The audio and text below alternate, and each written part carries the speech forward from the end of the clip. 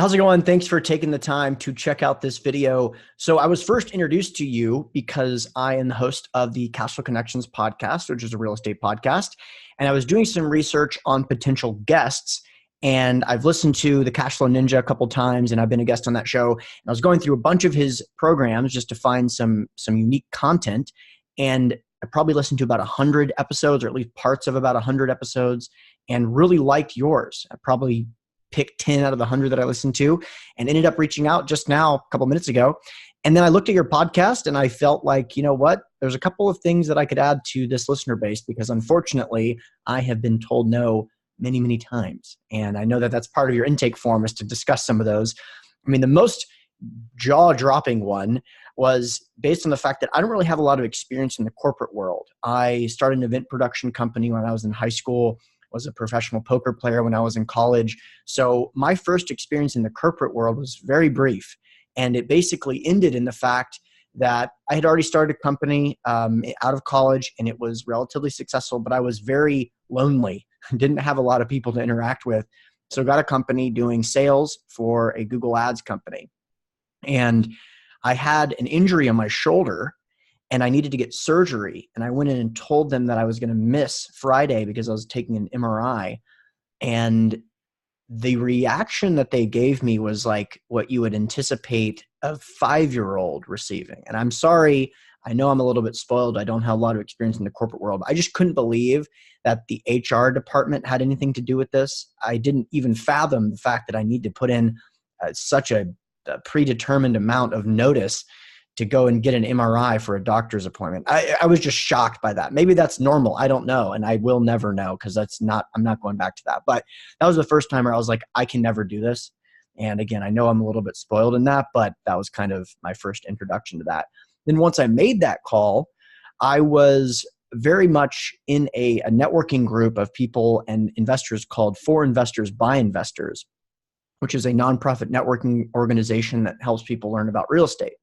I'd spent about 2 years going to these networking events and built up a bit of a reputation just from going to the events, and decided to host my own networking event, which I think is a great idea for people that are interested in growing their network and they're establishing credibility.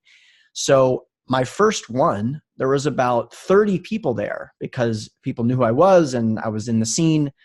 And I threw the next one about a month later, and 4 people came. So just to put that in perspective, that is so much worse than if I had done the first one and 4 people came and the second one, 30 people were there, because it meant that there was enough momentum for people to show up, but the content was so useless that no one came to the second one. I mean, this is probably honestly the low point of my entire career, because at that point I had done investments, I had built up a track record. And anyway, so that was really a dark moment, very scary. I decided to keep going and ended up creating a couple of funds and investing, and getting the track record continued to grow.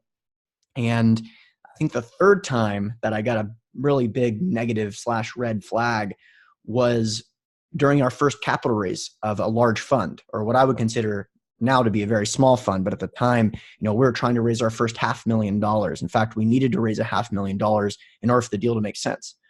And so I threw a luncheon where we're going to have friends and family come. And like I said, I already established a track record with my close friends and family. This is more expanded. So 30 people came again to this luncheon. And I was explaining them the benefits of investing in mobile home parks.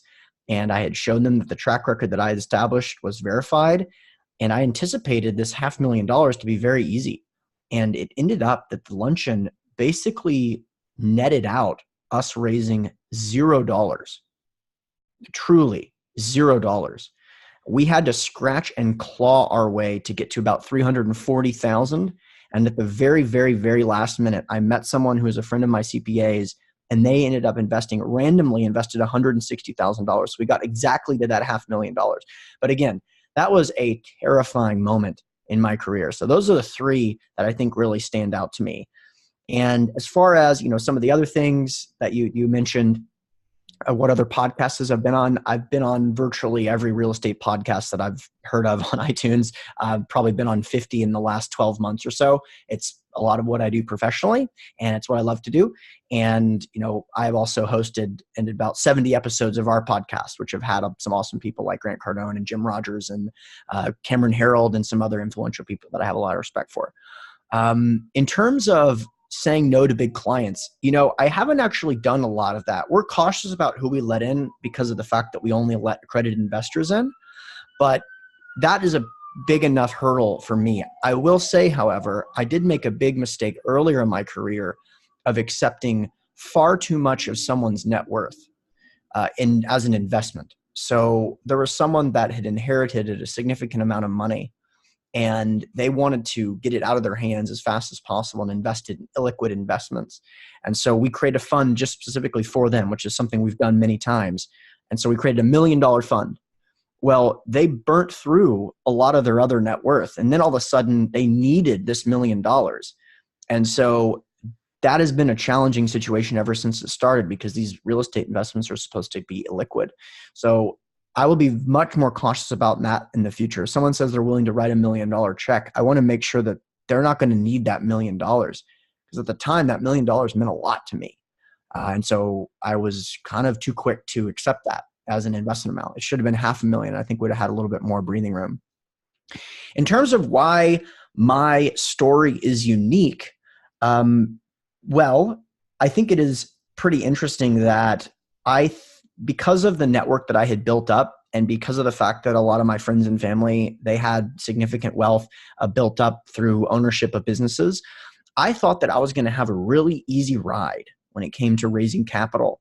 And one of the things that was a key takeaway for me is your friends and family, they may invest $25,000 or $50,000 with you, but in order for them to be a true investor, the type of investor that invests frequently and buys your product all the time, you have to put yourself in a position to attract people that are already on that program and already really need the product.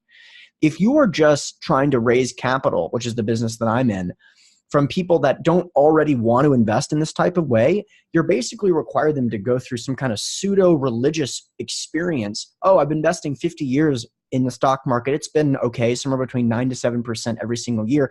Now, this new person is going to say, why don't you move all your money into the mobile home park business of all asset classes? And so that initial friends and family jump, it may help you, but it's not going to help you scale your business. And so, my unique takeaway is that it is never going to be easy.